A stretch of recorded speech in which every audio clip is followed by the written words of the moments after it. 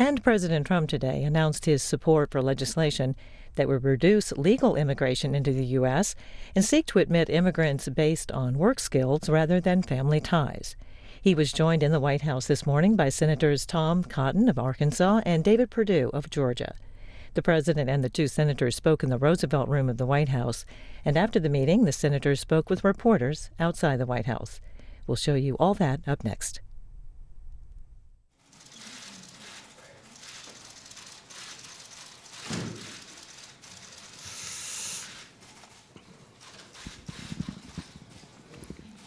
Thank you very much. It's great to be here today to unveil legislation that would represent the most significant reform to our immigration system in a half a century. I want to thank Senators Tom Cotton and David Perdue for their tremendous work in putting together this historic and very vital proposal. As a candidate, I campaigned on creating a merit-based immigration system that protects U.S. workers and taxpayers, and that is why we are here today, merit-based.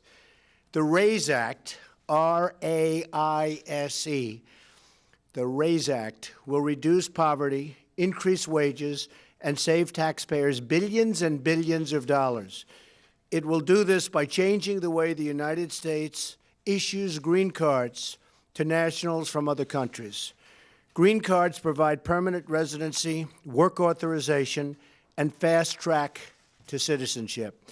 For decades, the United States was operated and has operated a very low-skilled immigration system, issuing record numbers of green cards to low-wage immigrants. This policy has placed substantial pressure on American workers, taxpayers, and community resources. Among those hit the hardest in recent years have been immigrants, and very importantly, minority workers competing for jobs against brand new arrivals. And it has not been fair to our people, to our citizens, to our workers. The RAISE Act ends chain migration and replaces our low-skilled system with a new points-based system for receiving a green card. This competitive application process will favor applicants who can speak English, financially support themselves and their families, and demonstrate skills that will contribute to our economy. The RAISE Act prevents new migrants and new immigrants from collecting welfare and protects U.S. workers from being displaced. And that's a very big thing.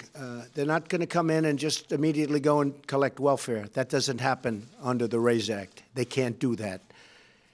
Crucially, the green card reforms in the RAISE Act will give American workers a pay raise by reducing unskilled immigration.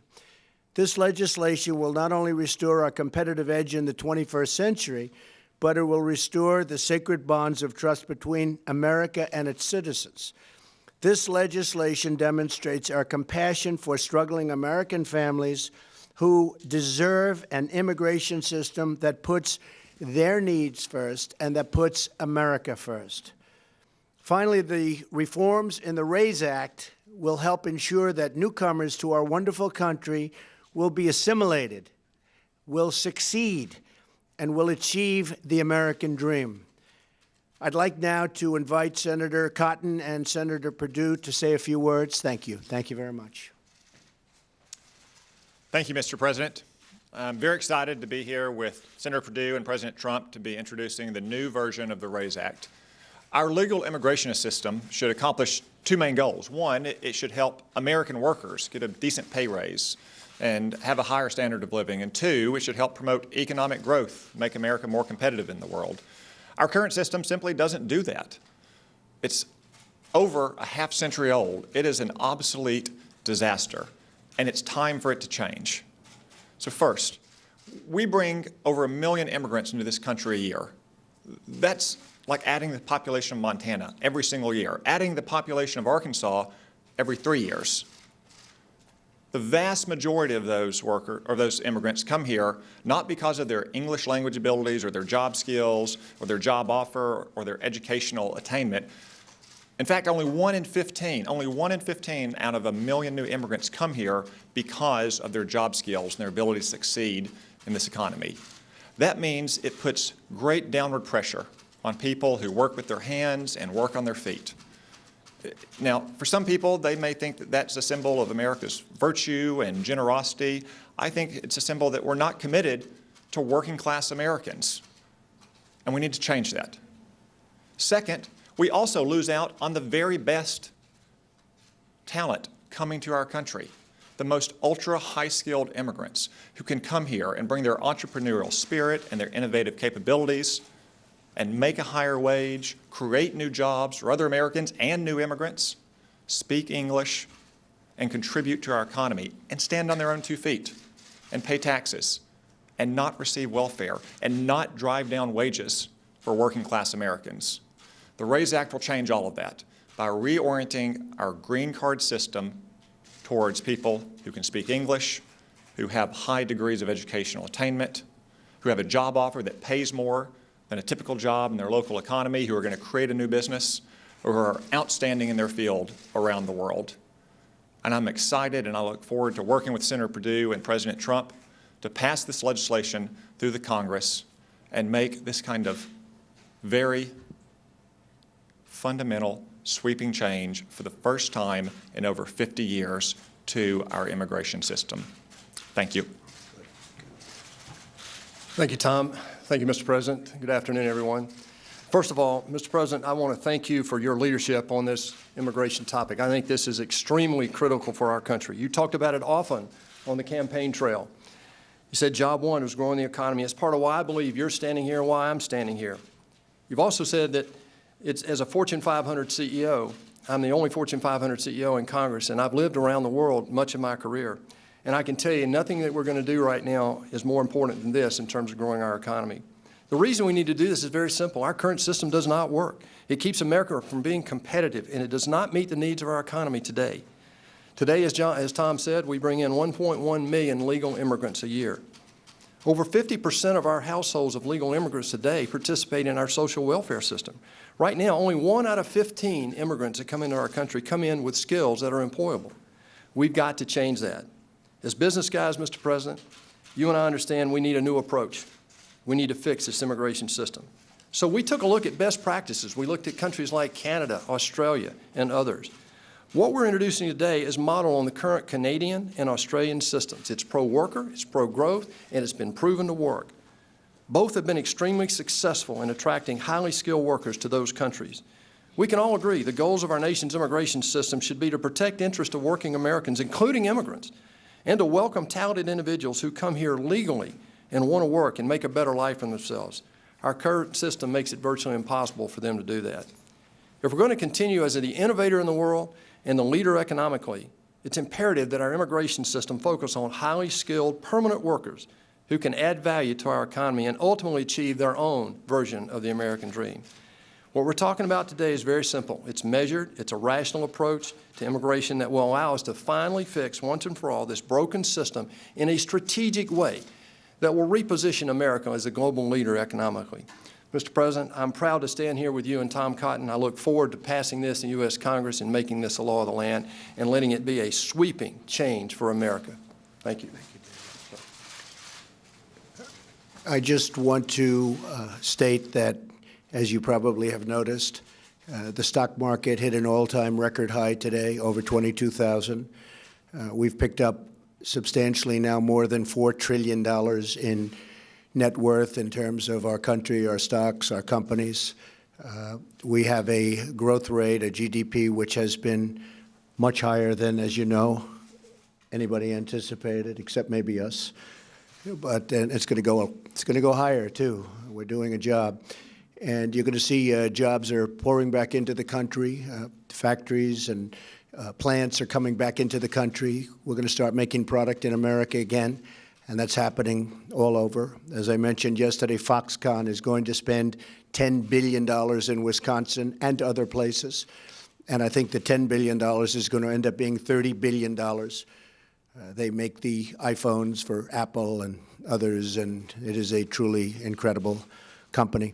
So we have a lot of things happening that are really great. But again, today, the stock market hit the highest level that it has ever been, and our country is doing very well. I just want to thank you all. Tom and David are going to be outside. They're going to speak to you at length about what we're going to do with respect to this aspect of immigration. I think it's going to be very, very important. The biggest in 50 years, biggest change in 50 years. Thank you all very much. Thanks, Tom. Russia sanctions seriously flawed. Could you give us a comment, Mr. President, on the Russia sanctions, please?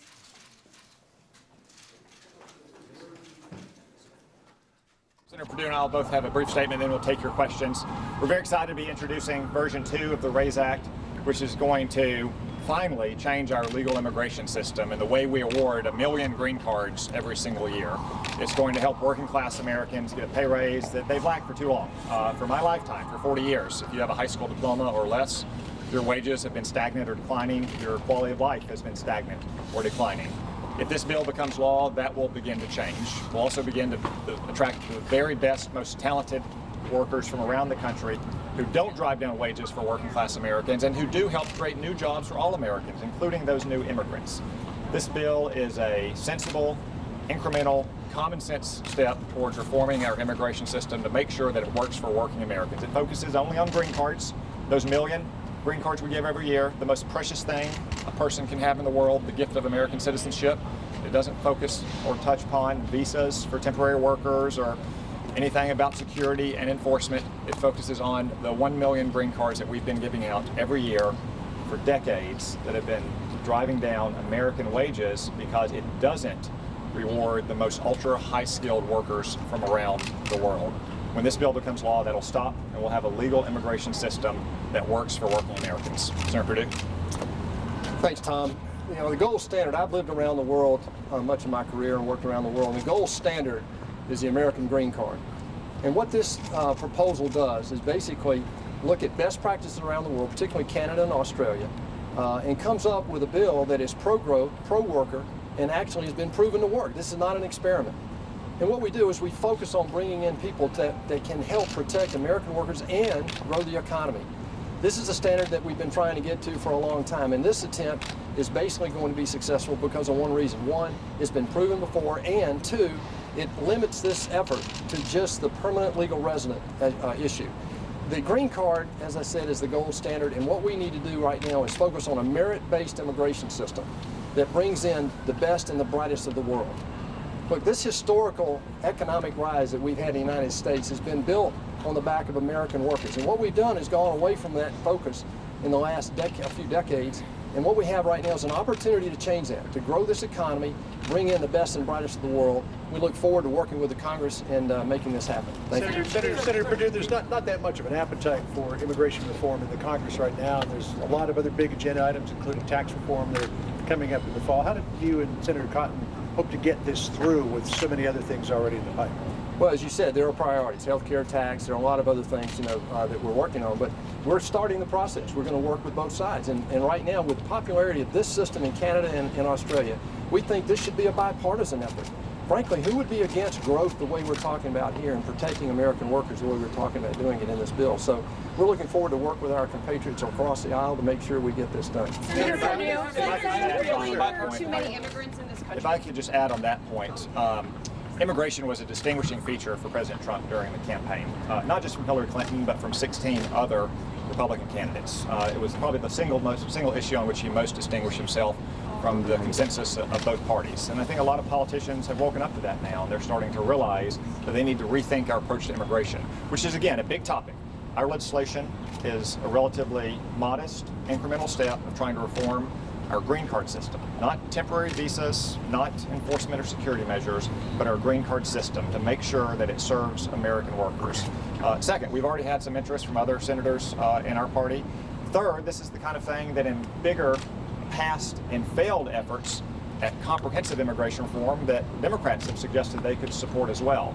And I would suggest to them, I'd suggest to you that if we can succeed on this kind of common sense, incremental reform to immigration, it might give the American people more confidence to tackle some of those more challenging issues. Senators, you introduced a similar proposal back in February. It did not go anywhere. What are you hoping now that you have President Trump on board?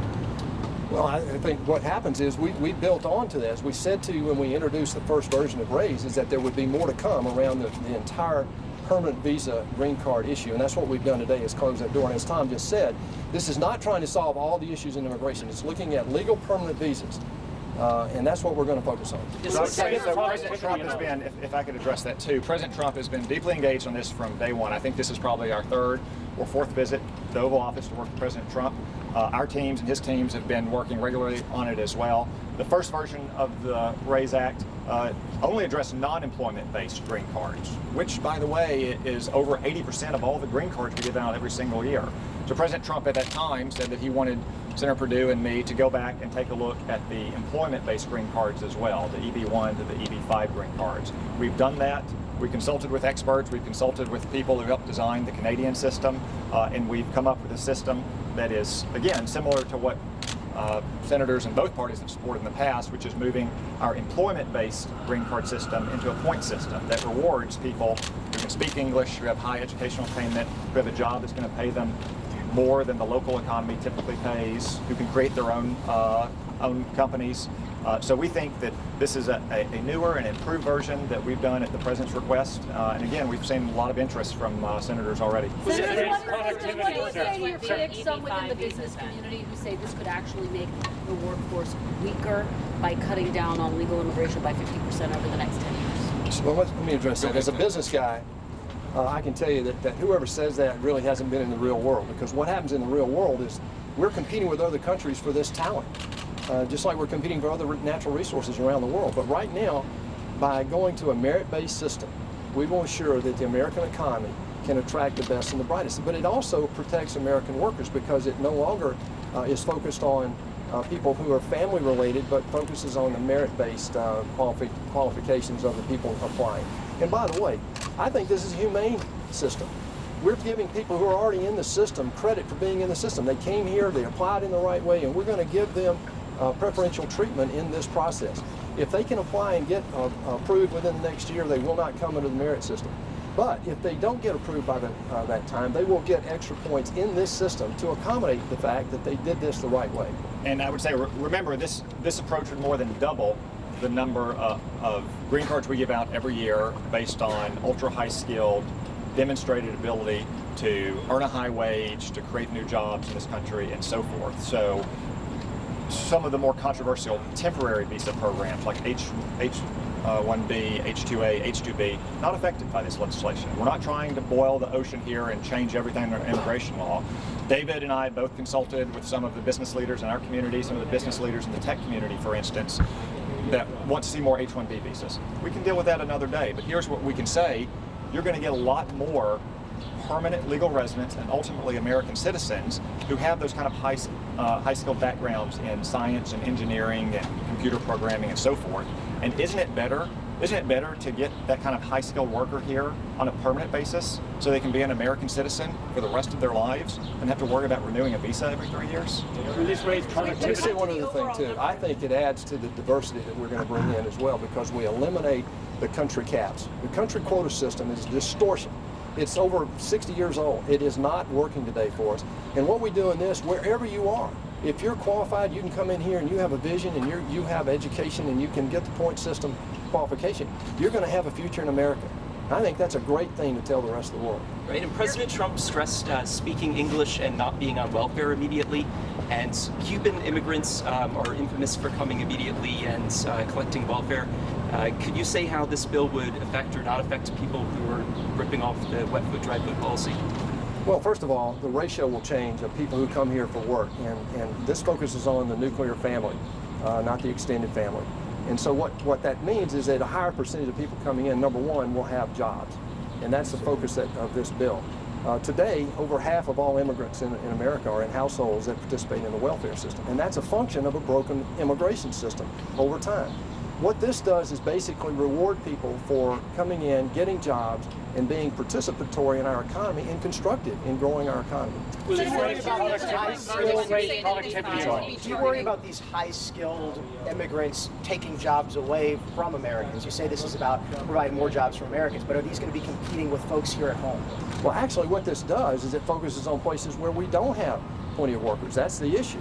You can talk about our education system or whatever, but this basically opens America up for the highest educated and most talented people in the world. Isn't that what we want? And at the same time, it protects the workers that we have now in those industries. And I would add, if you look at, again, economic performance over my lifetime, the last 40 years, if you have a high school degree or less, your wages have been stagnant or they've declined. The more educational attainment you have, the better off you've been doing, which means the more we can attract higher skilled, better educated workers who speak English, who are going to get a higher wage themselves, the more we're going to be meeting that kind of economic demand, while also alleviating some of the pressure on people who are working on their feet and working with their hands all day long, the kind of people who take a shower after they get done with work, not before they go to work. Senators, I'm sure you've heard from the critics out there who don't believe that this is a kind-spirited law, that they call this very mean-spirited, and they say it appears especially to target Latino immigrants. To that you say?